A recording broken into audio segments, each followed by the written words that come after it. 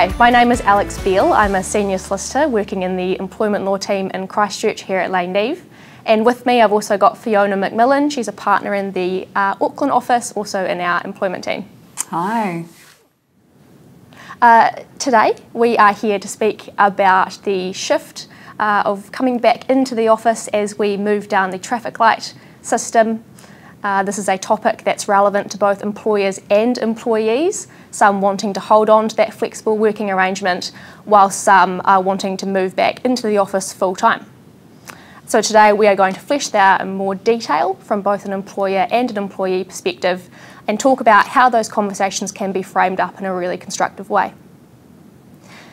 My first question for you, Fee, is what are the kind of points that you think an employer and an employee should be preparing in advance for a conversation about working arrangements moving forward? Yeah, and it's interesting, Alex, because you're completely right. Employers and employees are starting to have that conversation now, and I guess what's triggered that is we have seen, I guess, the rules loosened around the red setting of the traffic lights, with an indication that we're going to be moving to orange in the foreseeable future. So those conversations are starting to happen in workplaces now. I guess the points that everyone's starting to consider at the moment is employers are starting to turn their mind to what they want, and I think your opening comments were really good, Alex, about a lot of employers are pushing for they want to go back to a pre-COVID world, whatever that looks like, whereas employees are starting to think about okay, what do I want moving forward? Would a hybrid situation work for me? So I guess you've got parties at both ends of the spectrum at the moment, just kind of starting to prepare their thoughts and their arguments both ways. No, I completely agree, Fee, and you can see there are really strong arguments going both ways, and it comes down to how we can have that constructive conversation as opposed to it being really polarising. 100%, 100%. Yeah. So if an employee has been working from home for a really long time, say, since the first lockdown in 2020, and then an employer now wants them to come back full-time into the office, do you see any risks with that from an employer's perspective? Yeah, so I guess the starting point with what we do, Alex, is always what's in the employment agreement, right? So if the employment agreement states that your place of work is the office, it's going to be really hard for an employee to say, well, look, I'm legally entitled to work from home moving forward. But I guess the flip side of that, though, is if there has been no communication between the employer and employee throughout this period, and I guess an employer has never indicated, hey, when X happens, you've got to come back to the office, or we're going to wait for this government announcement, then you'll come back into the office. And employees got an argument to say, well, actually, I've been at home so long now that this is a term and condition of my employment. Now, look, that argument's really fact dependent. It relies on the fact that there has been no communication between the parties over the last couple of years. But I think the starting point, and I think this is something that a lot of people have forgotten, is that where you work depends on what your employment agreement says, and 9 times out of 10 that'll say the address of the office. So in that context, do you think that perhaps if an employer and an employee were to agree that there were some days they work from home, that would actually require a variation to the terms of the employment agreement in writing? Yeah, absolutely, and I think that variation can take a number of forms. Sometimes it's just an email between the parties. Sometimes it's a letter which sets out the agreement between the parties. Sometimes we see the employer takes the opportunity to revisit the employment agreement and get the employee to sign a new version of that. But the big thing is, Alex, and you probably know this from all your years of practice as well, unless it's in writing, the risk you've got is a future debate on your hands. So let's get it in writing, whatever the agreement is in some shape or form. Yeah, completely agree. Completely agree. And I suppose from the other side of the perspective, if an employee flat out refuses to come back into the office, what do you see are the risks for the employee there? So I think it's going to depend a lot on their reason for refusing to come back into the office. But the starting point is them saying, no, I'm not coming back, could be them not following a lawful instruction from their employer. So I think that could justifiably result in disciplinary action against the employee.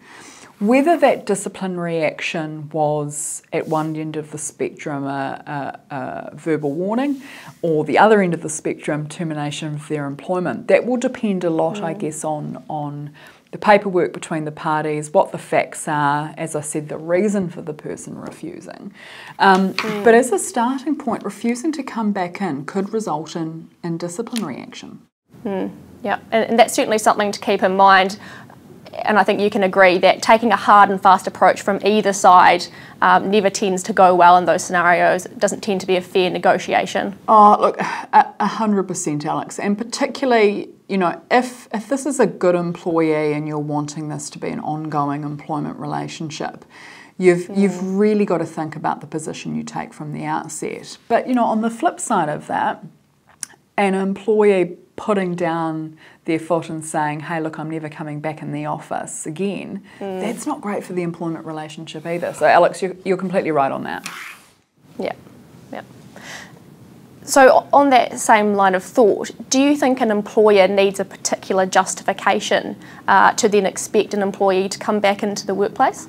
Yeah, so look, as I said, I guess the starting point is the place of work in the employment agreement is going to shape a lot of these discussions. But I guess what we've seen over the last couple of years is what triggers certain things depends on the government settings, right? So in red at the moment, it states that people are to work from home if it's practical for them to do so. So a lot of workplaces like Neave have said, hey, if you want to work from home, that's fine. If you want to work from the office, that's fine. So while we're in red, I think a lot of employers have taken a bit of a Neave approach and been quite flexible about it. But under orange, people can go to work. There are no restrictions around that. So I think when we are at orange, there is really nothing stopping employers starting to enforce people being back in the workplace. And like anything in the world of employment law, a part of it's the comms, right? So here at Neave, we've already indicated to our staff that once we go to orange, the expectation is that people will be back in the office unless they've got an agreement with their boss, and obviously if they've got symptoms or they have tested positive for COVID-19. So a lot of workplaces are starting to, I guess, set the scene now so that people are ready when we go to orange. And picking up on that, as we move down to orange, we know that COVID won't have necessarily gone away by that point. It's just that, you know, for certain reasons, I personally am not a medical professional, I don't entirely understand it, but for whatever reason we're going to move down so that we can come back into the workplace. But for those who are immunocompromised or they live in a household with immunocompromised members, what do you think that means about their long-term ability to work from home?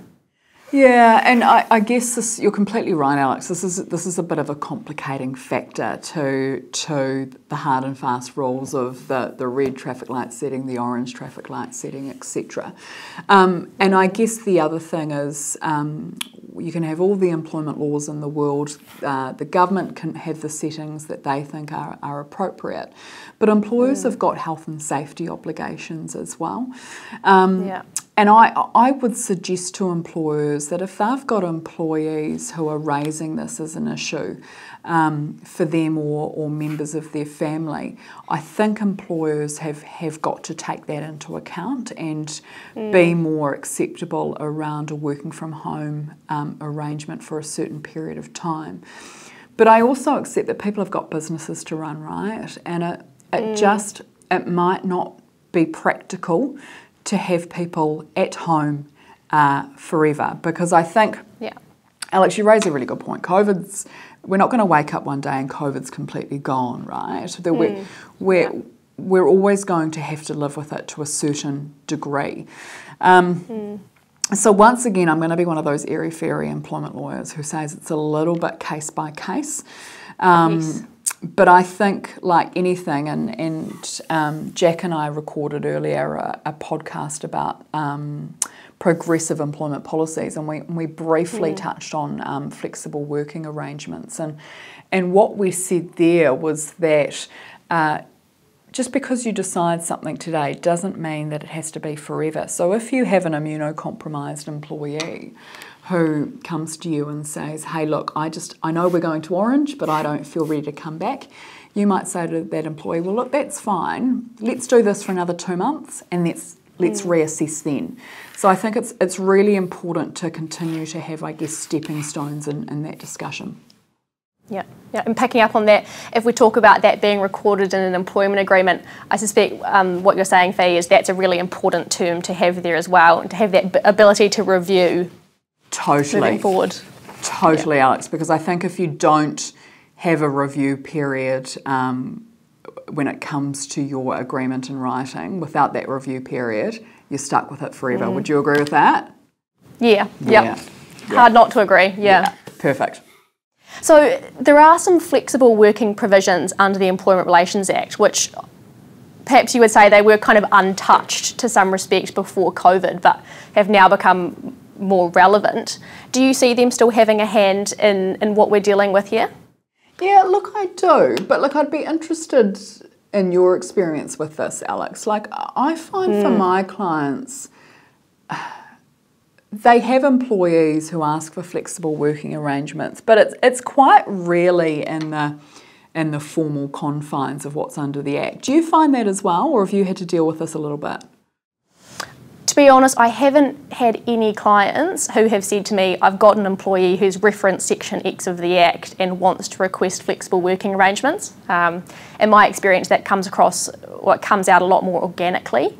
But I suppose it is good to hark back to them if an employer is asking what to do. Yeah, look, 100%. And I think your experience matches up with mine, because probably I've dealt with flexible working requests probably about 2 or 3 times my whole career. So it is rare, but you're right. I think we might see a bit of an increase. But when you floated with me that you were going to ask me about this, embarrassingly, I actually had to double check what the formalities are around it, because as we've touched on, we don't get this a heck of a lot. But to cut a long story short, if an employer gets a formal request under the Act, that request has to be in writing.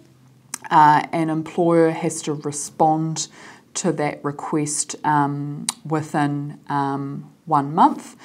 And when making a decision, as an employer, you've got to take into account, I guess, why the employee is asking for this and what the needs of the business are.